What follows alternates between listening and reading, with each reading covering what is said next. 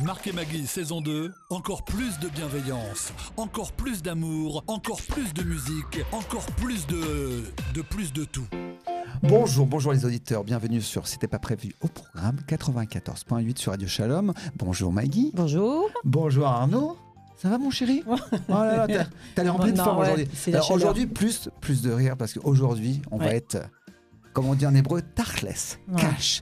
Nous recevons un certain Jean-Luc, pas Jean-Luc Bidot, attention. Attention pour ceux qui connaissent un peu le théâtre. Nous recevons le grand, l'unique, le célèbre Jean-Luc Lemoine. Bonjour Jean-Luc. Bonjour les amis. Ça va, on est très content de te recevoir. Moi aussi, j'ai eu peur quand il a dit Jean-Luc Bidot, il dit Jean-Luc Mélenchon. Ah oui, parce qu'il y a une pub qui passe en ce moment où ils expliquent que Jean-Luc c'est vraiment un prénom de vieux, donc c'est compliqué. Jean-Luc Bidot, c'était pas la tendresse bordel par hasard? Si. Oh là là. Si, excuse-moi Marc, mais pourquoi tu penses à la tendresse bordel? Tu penses à quelle scène exactement? Ouais, voilà, d'un coup, voilà. Ça, c'est l'effet du one man brut. C'est ça, exactement. C'est ça, en fait. Alors moi, je commence par dire ça, c'est-à-dire franchement, samedi soir, vendredi soir, je me trompe pas. Vendredi, c'est 21h30 et samedi, le samedi 20h. 20h. Franchement, vous prenez le métro, parce que je sais que l'essence est très chère, et vous allez Place voir... de la République. Voilà, Place de la République. Vous allez voir le spectacle, le one-man show de Jean-Luc Lemoine. Il l'a préparé pendant 2 ans, donc putain, faites-lui plaisir. C'est l'impression que le mec, il a préparé son gâteau d'anniversaire pendant 2 ans. C'est ça, presque, c'est ça. Mais Venez, moi, j'ai soufflé les bougies, venez. Exactement, ça s'appelle Brut. Et Jean-Luc va vous offrir 2 places. Donc je donne le numéro de téléphone. Attention parce qu'ils sont fous ici. Non, mais en plus, c'est archi plein. Et c'est archi plein. Donc franchement, si vous gagnez les places, vous y allez. Non, mais c'est pas vous ça, faites des posts, vous faites une photo avec Jean-Luc et vous nous la postez quoi? Qu'est-ce que tu voulais dire? Non, mais c'est surtout que, attendez qu'on donne le téléphone. Mais, oui, parce qu'ils connaissent le numéro. Voilà, c'est 2 places. Alors on va samedi soir, parce que vendredi soir, c'est pour ceux qui peuvent pas. Quand ils veulent, ils font ce qu'ils veulent, les gens. Mais je vous assure, on a pleuré et c'est archi plein. Donc ce que je voulais dire, c'est que c'est vraiment un kiff qui vous fait. Parce qu'il n'en a pas besoin. Oui. Non, mais c'est vraiment. Vous voyez le titre Brut, ça résume très bien le show. Moi, je me suis régalée, Jean-Luc. Tu donnes le téléphone et après je donne le téléphone 01 43 36 04 06. Je vais me faire engueuler. 01 43 36 04 06. Le premier qui appelle, il a 2 invitations pour aller voir Brut. Le mec, il va aller sur le site, c'est Brut. Ah oui, non. Il va rien comprendre. Non, pas du tout. En tout cas. Ah oui, non, c'est pas Brut, point. Oui, c'est pas Brut, pas les médias. C'est Brut tout court. Brut tout court. Et franchement, bravo. On va rien dire parce qu'il faut y aller. Tous les sujets sont abordés. Je crois que tu n'as rien oublié. Non, en tout cas, j'évite rien. Voilà. J'évite rien, je mets les pieds dans le plat à chaque fois. Voilà, mais tout. Voilà. Et il avait tellement de choses à dire, Jean-Luc, en fait, qu'il a tracé. Tu sais, dans les dissertations, quand les profs te disent, alors il faut présenter. Il a rien présenté du tout. C'est parti. Ça y est, tu vois. Il a rien présenté du tout. Il nous fait des paragraphes et il y va, il trace et c'est génial. Bravo. Donc vraiment là, je vous ai donné envie d'y aller et c'est vraiment sincère, hein, Jean-Luc. J'ai adoré. Et lui aussi, on s'est bien marré. Et il faudrait qu'il y ait plus de spectacles comme ça. Franchement, trash comme ça. T'es un oxygène de spectacle. Mais qu'est-ce que tu nous as fait du bien? On est ressorti, on avait la banane, Jean-Luc. Ouais, c'est vrai, vraiment. Et tous les gens, on entendait, en sortant. Tout le monde disait, mais c'est super, c'est sympa. C'est trop court. Moi, j'ai entendu quelqu'un dire, c'est trop court. Ça veut dire qu'il a tout gagné. Oui, c'est vrai, mais pourtant, c'est quand même 1h30. Ouais, c'est 1h30. Et encore là, pour des raisons de cohabitation, parce qu'on est plein de spectacles et tout, même il faut que je serre un peu plus. Ouais, en plus. Et même Brahms, c'est Brahms ta première partie qui fait pendant 5 Alors pas toujours, mais souvent, Brahms, c'est un super sympa, mec. Que je vous invite à découvrir, qui se produit un peu partout dans Paris et qui bientôt aura aussi sa salle pour faire tout son spectacle. Mais là, il fait quelques premières parties géniales. Ah bah ouais, très sympa, c'est vrai. Et puis Jean-Luc, on peut le retrouver aussi sur la 3. Eh oui, on peut le retrouver sur la 3, c'est vrai. Bah oui, c'est vrai, moi j'avais invité pour autre chose. C'est vrai que t'as raison, bah dis-le parce que toi t'adores cette émission. Si vous aimez la musique, si vous aimez les anecdotes, tu rappelles le nom de l'émission, Jean-Luc? Ça s'appelle Samedi dans Rire et je fais ça avec mes camarades Nadège Bosson-Diagne, Marc Toesca et Johan Rioux. Alors pour les plus jeunes, Marc Toesca, c'est Salut les petits clous. C'était le top 50. Est-ce que tu sais pourquoi? Non. Vous avez jamais su? Non. Sérieusement? Salut les petits clous. C'est parce qu'il recevait des lettres de fans et les gens se plantaient, ils pensaient qu'il s'appelait Marteau Esca. Et donc il leur a répondu Salut les petits clous. Et c'est parti comme ça. C'est trop sympa. J'aime bien. Et tu sais quoi, ce que j'aime bien dans cette émission aussi, le décor. Ouais, t'as l'impression que t'es chez toi. Mais c'est tout à fait ça. Genre dans ton salon, t'as invité des potes et t'es là, t'es tranquille. Bah, c'est sympa. Alors écoute, la première question qu'on pose à tout le monde, c'est est-ce que tu peux te présenter à nos auditeurs et à nos auditrices en 3 adjectifs? Qui est Jean-Luc Lemoine en 3 adjectifs? Qui es-tu? Un mec curieux, mais dans tous les sens du terme, c'est-à-dire curieux dans la curiosité et puis aussi étrange. Je pense que je suis quelqu'un d'assez impatient en règle générale. Et puis, quelqu'un de... comment dire, très, très caustique. Ouais. J'ai toujours eu ce regard sur la société, j'ai toujours eu un pas de recul. Des fois, je me faisais un peu violent, je me disais, soit un peu plus acteur, soit moins spectateur. Mais j'ai toujours été intéressé par ce qui se passait, observer et regarder surtout les arrière-plans. Ça, c'est bien. J'aime bien. Hein, il fait partie. Ça, c'est pour toi, ça. Quoi Marc Toesca, si tu nous entends. S'il nous entend. Hommage, Billion Dreams. Ah ouais, c'est ça. Très sympa la musique. T'imagines le mec qui a écrit ça? Toutes les semaines, il passait. Sur Canal. Il était avec son côté, il fait merci les amis. Tu sais, il a la SSM. Merci Arnaud. Merci Arnaud. Alors dis-moi, s'il y avait un endroit dans le monde où tu pourrais aller, où tu rêverais d'aller, surtout te produire, justement, où est-ce que tu aurais envie d'aller? Ça va être très très banal, mais c'est vrai que je regrette d'être aussi mauvais en langue étrangère. J'aurais adoré... J'étais au départ très marqué par la culture anglo-saxonne, et notamment au niveau de l'humour plus anglaise, et puis tout ce qui était culture américaine. Moi, j'ai grandi avec des comics. Donc, la première fois que j'étais à New York, j'avais l'impression d'être au musée pour moi. Quand je voyais les buildings, je voyais tout ça que j'avais vu dans des BD quand j'étais gamin. Je croyais que c'était des dessins. Ben ouais, tu marchais dans les dessins. Tu sais, les espèces de petits châteaux d'eau sur les immeubles et tout. Ça, ouais. Moi, je voyais ça dans Spider-Man. Je savais pas qu'ils en faisaient vraiment, parce que c'est quand même très très bizarre. Ouais. Et j'aurais adoré être assez fluent en anglais pour pouvoir me produire là-bas. Ouais. Ah ouais, c'est vrai. T'as jamais essayé d'y aller comme ils ont fait certains, humoristes. Parce que tu as l'humour très Monty Python. Oui, c'est ce que j'allais dire. Mais en fait, t'aurais pu. Hein. Écoute, pour être très honnête, pour mon humour, moi, je me sens plus proche d'un esprit britannique, voire belge, parce que les Belges ont un sens de l'absurde et une autodérision qui est pour moi essentielle dans l'humour. Ouais. Tout le monde ne l'a pas, c'est pas très français. Et puis aussi, moi, j'ai toujours misé, quand je dis aussi britannique, c'est parce que j'ai toujours misé sur l'intelligence du public. Je pense qu'on n'est pas obligé de rire de ces blagues, on n'est pas obligé de dire aux gens attention, c'est une blague. Moi, je pense que les gens comprennent ça. Ah ouais, j'espère. D'ailleurs, c'est toujours marrant parce que je pense que ça, c'est inné pour chacun des humoristes qui fait un show. Il y a toujours une personne devant, mais c'est incroyable comme vous avez tous ce truc-là. Et on dirait que c'est fait exprès, quoi. C'est-à-dire que la meuf ou le mec, on dirait qu'il a été invité par celui qui présente son spectacle pour s'asseoir devant. Et puis ça y va. Nous, le jour où on t'a vu, c'était... Elle nous a dit, tu lui as dit à un moment, en fait, t'es dans ton salon. Là. Parce qu'elle commentait, à un moment, il a dit, en fait, t'es en train de me niquer mon sketch, quoi. J'adore, mais je trouve ça super. Franchement, ça c'est un truc, et c'est ça en fait que j'aime moi, cette interactivité. Ceci étant dit, alors juste une petite anecdote comme ça, il arrive la même chose pour les artistes qui chantent. Oui, par contre, c'est emmerdant. Alors une fois, j'étais dans une salle un peu comme la tienne. C'était en Israël, et je fais une reprise de Goldman, Tu es de ma famille. Et la fille qui était devant voulait absolument que je me rende compte qu'elle connaissait les paroles par cœur. Donc 2 secondes avant que je chante, à chaque fois, elle faisait la phrase. Mais t'imagines comment c'est compliqué quand tu chantes. À un moment, je me suis retourné et je fais... Ouais, vous la connaissez bien, je crois. C'est vrai. Et qu'est-ce que tu t'autorises justement comme liberté? Est-ce que tu vas jusqu'à la vanne ou est-ce que tu peux dire à un moment, ce serait bien que tu fermes ta gueule?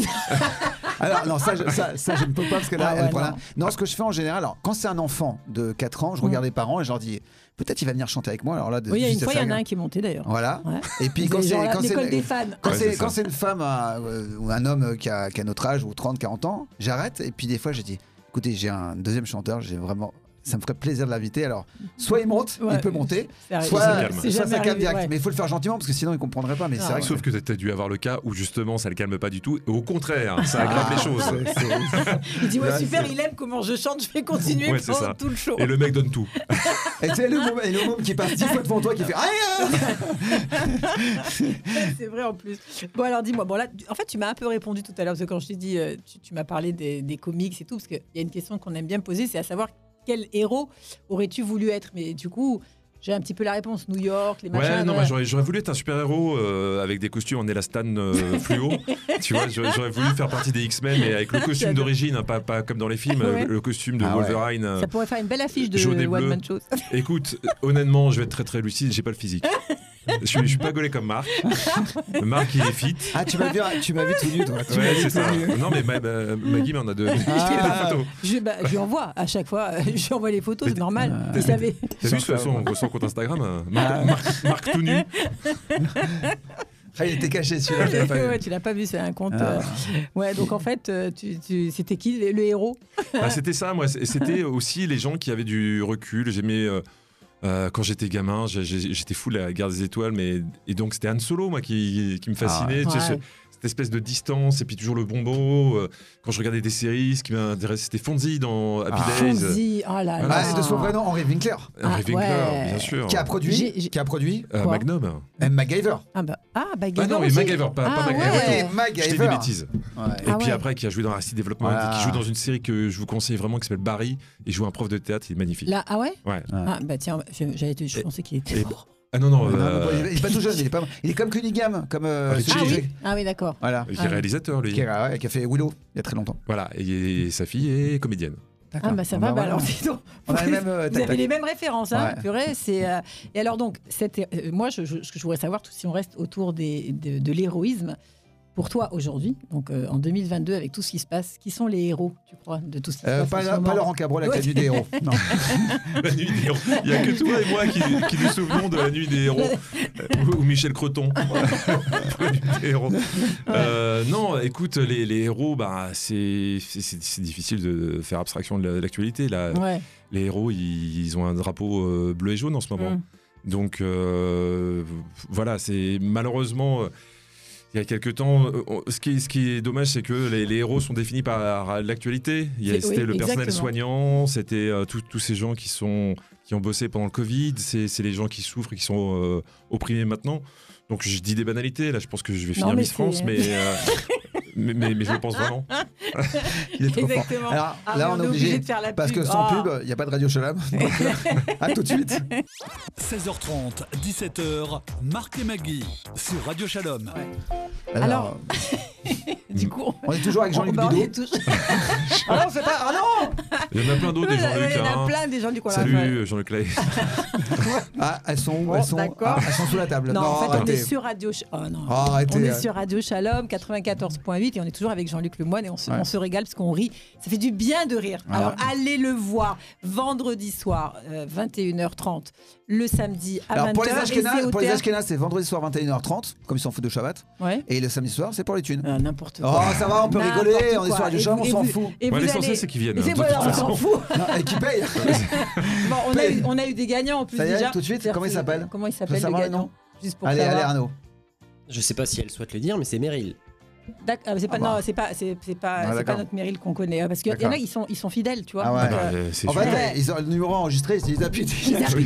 En fait, ils se disent attends, là, parce que quand on prépare et qu'on met sur Instagram, aujourd'hui notre invité, ils ont envie d'appeler à partir de 15h. Vas-y, on y va. Est-ce qu'il y a un mot qui est indispensable à ton vocabulaire, Jean-Luc? Je pense que je dois avoir des tics de langage. Maintenant, il y a des mots. Respect est très important pour moi, même si je l'emploie pas beaucoup parce que j'essaie de respecter un minimum de gens. Mais non, c'est très important. Tout ce qui touche au respect, je ne supporte pas. Il y a quelque chose qui peut me rendre fou. Je peux tout comprendre. Je peux comprendre qu'on ait une mauvaise opinion de moi. Ce que je ne supporte pas, c'est la condescendance. Donc le respect, c'est très important. D'accord. T'as compris. D'accord, c'est un message pour toi parce que tu me regardes bizarre. Et est-ce que tu insultes facilement? Est-ce que tu t'énerves avec des insultes? Quelle est l'insulte que tu vas dire le plus facilement quand tu es par exemple en voiture et qu'on t'énerve? Par exemple, c'est souvent là qu'on j'aime bien me faire cuire le cul. Vraiment. C'est joli ça. C'est joliment dit. Mais c'est ça. C'est ça, d'accord. Et c'est vrai que souvent des gens me disent ce qui est bien, c'est que toi, ça fait pas trop vulgaire quand tu le dis, donc j'en profite. D'accord. Moi, je me rappelle de Jim Carrey qui disait, c'était en français, donc c'était traduit. Il disait mercredi. Tu te rappelles pas? Ah oui, aussi. Moi, je le disais devant les enfants, genre pour pas dire merde. Moi aussi, je le disais ça. J'essaie de faire gaffe parce que j'ai des enfants qui sont encore jeunes, mais bon, c'est compliqué. C'est compliqué. Je me suis rendu compte, et c'est une histoire vraie. Avec ma compagne, on s'est dit, il y a un souci. Le premier mot que mon fils a dit, un jour, il marchait et il fait putain, voilà, il va falloir qu'on surveille notre langage quand même. Ah, mais c'est des éponges, les enfants. Mais c'est ça. Et en plus, quand ils le disent plusieurs fois, c'est que vraiment, il a dû entendre son papa ou sa maman, tu sais, dans une action, putain, mais c'est pas possible, putain. Je vois très bien. Il a dû se dire, c'est comme les schtroumpfs. Putain, c'est pour tout. Tu mets schtroumpf partout et là, putain, ça veut dire je t'aime, ça veut dire tout. Alors, ceci étant, je vais te faire un compliment. Il a un très beau parler. Moi, je ne supporte pas les gens qui disent, tu sais, le truc du truc. Lui dit putain. Moi je dis Maggie. Sauf que c'est très maladroit ce que tu viens de dire. Je vois l'intention, mais comme juste avant, t'as dit putain, et après t'as fait Maggie. Tu vois, le lien, t'as vu le lien? Purée, c'est pas possible ça. Bon, t'as un don naturel à faire rire. Si t'avais dû en avoir un autre, ça aurait été quoi? T'aurais voulu avoir quoi comme don? Un don réaliste ou... Non, un don réaliste. Un don réaliste. J'aurais adoré savoir danser. Je n'ai aucun sens du rythme. Ouais, mais tu vois, c'est ce qui m'intéresse, ou le truc, mais j'ai dit ça à Marc. Tu sais, c'est les mecs qui sont chiants, quoi. Les mecs qui sont chiants, ils sont en soirée, ils boivent un verre tranquille, puis à un moment, il y a un piano dans la pièce. Il y a un piano dans la pièce, et le mec s'assoit, l'air de rien, et puis d'un seul coup, t'as toutes les filles. Je reconnais que c'est sympa. Ça aide. Ah, voilà, là, c'est insupportable. Surtout quand on était au Club Med pendant 4 ans. Non, ça aide. Mais par contre, donc tu fais partie de ces mecs qui, par exemple, en boîte, danse et tape pas du tout dans le rythme comme ça. Je crois que vous vous rendez même pas compte de mon problème, et je ne plaisante pas. Ce que je vais dire est véridique. Quand je suis au spectacle, j'applaudis en arythmie. C'est-à-dire que je me concentre sur les gens en essayant et je n'y arrive pas. C'est un vrai handicap. Ah d'accord. Oui, donc je comprends que tu as envie d'avoir ce talent qui n'est finalement pas un grand talent. Je voulais faire un duo avec toi, donc si tu veux niquer ta carrière. Vas-y. Non, mais il y a 4-5 ans, ils m'ont proposé de faire danser avec les stars. Je leur ai dit, écoutez, je vais ralentir le groupe là. Enfin, danser avec les Schtroumpfs. Ça va pas être possible. Ralentir le groupe. Ah non, mais ça aurait été sympa de voir ça. Écoute, je pense que je me serais fait un limbago et on se serait dit, putain, mais il fait de la danse ou de la rééducation? Bon, est-ce que t'aimes manger? T'es gourmand? Oui, beaucoup. Ah d'accord. Alors si ce soir tu devais faire un dîner chez toi, quel serait le casting idéal de tes invités à table? Mort ou vivant? Ouais, mort ou vivant. Qui t'aurais voulu avoir à table? On te dit, voilà, ce soir, t'as la possibilité de faire revenir des gens, même à la limite. Marc et Maggie. Parce qu'il faut toujours quelqu'un pour faire le service. Attends, on va lui présenter Bertrand. Non, attends. Je me permets parce que vraiment, écoute, j'ai rencontré un tourneur, pour tout te dire, qui s'intéresse à ma tronche. Et il appelle Maggie, il me dit, tiens, j'ai trouvé une super. Il y a une grosse date là. Maggie, il me fait, mais c'est pour Marc? Il fait, non, il va faire la buvette. Parce qu'il me dit ça comme ça. Alors je dis, mais c'est pour programmer Marc? C'est genre. Oui, bien sûr. Il me dit, bah non, c'est pour tenir la buvette. Donc, ok. Alors, nous, on fait le service. Nous, on fait le service. Ouais, il y aura Chantal Lobby, qui est ma passion. J'ai la chance d'être son amie. Son amie, ça c'est bien. Tu reviendras avec elle parce qu'elle est. J'ai une passion pour elle. Quand j'ai commencé le One Man Show, au culot, je lui ai demandé de me mettre en scène. Elle m'a mis en scène et ça a été une des plus belles expériences de ma vie. Et sa fille a beaucoup de talent. Ça, c'est génial. Elle a beaucoup de talent. Superbus. Claude Nougaro. J'ai une passion pour Claude Nougaro. On y va. Voilà. Affida Turner. Parce que j'ai toujours aimé les grandes penseuses. Tu vois qui c'est, Arnaud, Affida Turner ou pas? Tu l'as vu dans des PMP? Je l'ai vu, je connais toute son œuvre. Mais de quoi elle vit cette femme? De ça. Je ne sais pas. C'est compliqué quand même, Affida Turner. Ah ouais. C'est un complexe, c'est un comment ça s'appelle? Il paraît qu'elle a fait une pièce il y a pas longtemps au Trévise et il y a eu un bon remplissage, donc non, je pense qu'elle. C'est ce qu'elle a dit à TPMP. Ah d'accord. Elle est venue dire, en fait, tout le monde l'a critiquée et elle arrêtait pas de se lever du tabouret en disant. Et elle était habillée, je te dis pas comment, et elle arrêtait pas de dire, mais en attendant, je suis remplie tous les soirs. Elle faisait c'est un sujet bizarre quand même. Dit comme ça, c'est bizarre. Je suis remplie tous les soirs. On peut pas tout savoir. Mais voilà, en fait, c'est vrai que si elle était à table, ce serait sympa. Je pense que tu passes un bon moment avec une. Mais c'est pas mal, j'aime bien ton petit casting. Non, il y aurait Eddie Izzard aussi, un comique britannique que j'adore. Je connais, il était passé au théâtre de 10 heures. Oui, et j'avais adoré, je l'avais vu par hasard, j'avais bien aimé. Et c'est un mec très étonnant parce que ces spectacles sont très intelligents. Moi, j'essaie de faire des spectacles très écrits. J'ai envie que chaque phrase soit vraiment très, très, très soignée. Et lui, il a une faculté aussi à aborder des sujets qui, normalement, sont plutôt repoussoirs pour le public. Il parle d'histoire, il parle de religion, il parle d'animaux. Et il rend ça super intéressant. Et en plus, il a une vertu incroyable. C'est-à-dire que c'est un mec qui... La première fois que je l'ai vu, c'était à la Boule Noire. Et la veille, il avait fait un stade à Dublin. Et après il vient et il veut jouer en France, que c'est un Européen convaincu, il veut jouer en français en France et il pouvait jouer, je l'ai même vu au Moloko. On était 40. On était 40 et ça lui va. Mais au téléviseur, c'était en français. Ouais, bien sûr. C'est la classe quand même de pouvoir se remettre en question comme ça, c'est pas évident. Mais moi je trouve ça vachement bien, ça fait encore plus travailler. Je sais pas, je trouve que c'est important pour les artistes et encore plus pour les humoristes, je trouve. Ah bon, il a pas l'air d'accord, Marc. Non, mais moi j'ai beaucoup d'admiration parce que. Bah oui. Est-ce que t'es nostalgique? Beaucoup. Ah d'accord. Ouais, alors c'était l'émission. C'est pas une nostalgie triste, c'est une nostalgie. Ouais, vraiment. Ouais. C'est des bons souvenirs et tout. Mais je suis pas dans le genre c'était mieux avant. Non. Moi, je vis vraiment dans mon époque et de toute façon, le spectacle le prouve. Ce qui m'intéresse, c'est de commenter mon époque. C'est pas un truc un peu passéiste, un petit peu suranné. Ouais. Non, j'ai. Et si tu devais revivre un joli moment de ta vie, un joli souvenir de ta vie, bon, à part Chantal Lobby, parce qu'on a compris que ça c'était sympa. Un joli moment de ma vie. Un joli moment de ta vie. Je crois que c'était en camp d'adolescence avec une adolescente allemande que j'avais draguée, qui s'appelait Michaela. Ah ouais. Et je crois que j'étais très maladroit. Et elle avait une petite queue de cheval derrière. Et je dis c'est magnifique, on dirait un blaireau. Et je crois que ça s'est arrêté là. J'adore le souvenir.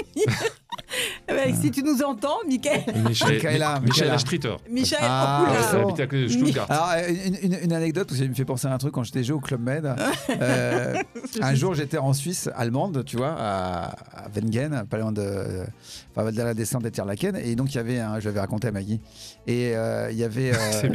J'aime beaucoup parce que tu as dit Wengen à côté de la descente de Tierlaken, ce qui précise beaucoup pour la plupart des gens parce que moi, ni l'un ni l'autre, je le connaissais. Moi, c'est Suisse allemande, on s'en fout. Je suis parti en live. Et il y avait un sauna. Ouais. Et donc, j'ouvre la porte du sauna et donc il y avait des Suisses allemands. Et il me dit Raus. Je fais oh là là, attends. Je suis dans un camp de concentration. J'ai claqué la porte, je me suis cassé. C'est horrible, ça. Franchement, c'est moche. Est-ce qu'il y a une musique qui pourrait résumer ton enfance? Mon enfance. Une musique. Qui te rappelle ton enfance. Pourquoi tu ris? Le Sud. Alors là, tu lui as fait plaisir. Alors, c'est ma chanson préférée. Quand tu viendras me voir en concert, on est vraiment pas potes pour rien parce que vraiment, c'est ma chanson préférée et j'ai un très beau souvenir avec le Sud puisque c'est une dernière fois qu'il a fait un duo. D'ailleurs, c'était mon ami. Je l'ai chanté en duo. J'ai chanté en duo avec Nilda Fernandez. C'est pas vrai. J'aimais beaucoup Nilda Fernandez. J'avais acheté un de ses albums et tout. Très, très grand poète. Madrid et tout ça, j'adorais ça. Très joli. Et pour la petite anecdote, on avait chanté ça à Rungis. Et Nilda, qui était un grand déconneur et un grand kiffeur de la life, avant de monter sur scène, il s'était un peu lâché sur le vin. Et il monte sur scène et je le vois, j'étais à les yeux qui brillent. Et il monte à reculons. Et il me dit Marco, je crois que tiens-moi parce que je crois que j'ai un peu trop bu. Et quand il chantait, il faisait on dirait le Sud. Et tu sais, il se penchait comme ça. Et tu vois la vidéo parce qu'il y a quelqu'un qui a filmé qui l'a mis sur le. En fait, il voulait montrer le Sud, vraiment. Oui, il voulait vraiment monter le Sud, exactement. Oh là là, ça passe trop vite, ça m'énerve. Non, ça va, on a encore 3 minutes. Ça m'énerve. Oui, on a encore 3 minutes. À qui t'as envoyé ton premier SMS ce matin? Ce matin, j'en sais absolument rien. J'adore. Sans doute à Aïda. Aïda, c'est quelqu'un qui est très précieux, très précieuse même, puisque c'est une femme et qui bosse avec moi sur. C'est une amie de 30 ans et on échange énormément sur le spectacle. C'est elle qui m'aide à faire le spectacle. Mais même à tout, à la production du spectacle, parce que là, je suis en autoprod au République et heureusement qu'elle est là. On fait un big up à Aïda et on fait un big up aussi à Jean-Luc parce que autoprod, pour ceux qui ne savent pas ce que ça veut dire, ça veut dire qu'il se produit tout seul. Oui, exactement. Donc voilà, il y avait un indice dans Auto. Non, mais vous foutez de moi là, je crois. Mais moi, je te dis que les gens, ils savent pas forcément ce que ça veut dire. T'as raison. Oui, mais si t'analyses, va dormir. Bah, si tu veux, tu éternues sur le micro, on s'en fout, on est entre nous. Automobile, ça veut pas dire qu'elle se conduit tout seul. Bah si. Ça veut dire automobile. Mobile, elle est mobile toute seule. T'as pas besoin de chevaux. Voilà. D'accord, exactement. Allez, là, il va absolument avoir raison. Ça va mal finir cette émission. Ça va commencer dans l'amitié, ça va finir dans le sang. Et dis-moi, alors, moi j'ai une autre question avec tout ce qui se passe, etc. Comment t'as envie... Comment tu imagines le monde dans 30 ans? Parce que j'allais dire 50 ans, mais en fait, il y a tellement de choses qui se passent que je me dis que ça se trouve dans 10 ans, ce sera déjà plus pareil. Mais qu'est-ce que tu penses, toi? Écoute, si j'avais pas d'enfant, je dirais, allez, on va kiffer là. parce que là, elle est longue cette fin du monde. Ouais. Donc, c'est un concept, la fin du monde. Non, mais c'est. Non, honnêtement, il y a très peu de perspectives joyeuses. Ouais. Donc, faisons en sorte d'améliorer les choses, mais profitons aussi du moment présent. Et puis moi, je vais me battre pour que le monde soit pas trop dégueulasse pour mes enfants. Pour tes enfants, c'est ça en fait. Mais c'est exactement ça. Et est-ce que tu es du genre à t'asseoir parce que, en fait... Oui. Parce que ça t'inspire. Parce que tu sais pourquoi je dis ça? Parce qu'en fait, sans être humoriste, ni lui ni moi, on adore s'asseoir, tu sais, sur une terrasse de café, regarder les gens passer et on fait, tu sais, on On fait des bulles. Tu sais, genre, alors celui-là, il est ça. Est-ce qu'un humoriste se sert de ça aussi, des gens qui passent, etc., pour construire des moments de son spectacle? Moi, je fais que ça. Je fais que ça parce que c'est l'observation. Et surtout, dans le spectacle, je parle souvent à la première personne, mais c'est pas aussi impersonnel que ça en a l'air parce que j'essaie de toujours faire des choses qui concernent tout le monde. C'est pas mon spectacle, c'est pas un ego trip. Je veux parler de tout le monde, il faut que vous vous reconnaissiez et éventuellement surtout que ça libère des mauvaises pensées que vous vous interdisez. Donc, on va l'emmener à Rungis. J'adore, bien sûr qu'on va l'amener à Rungis. On va te présenter des potes et tu vas venir manger à Rungis. Alors là, c'est...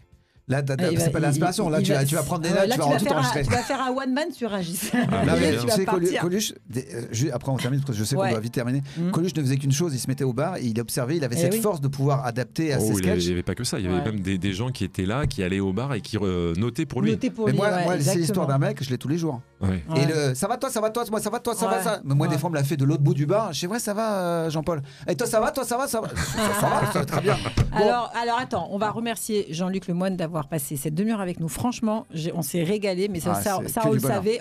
Il reviendra. N'oubliez pas, vendredi à 21h30, le samedi à 20h au République. Qui est un lieu génial, faut le dire aussi. Oui, un lieu super, franchement très sympa. Très propice justement à l'échange avec le public. Oui, beaucoup d'interactivité. Et puis on merci arrête Arnaud et merci et tout de suite il y a le grand Pierre. Merci Jean-Luc.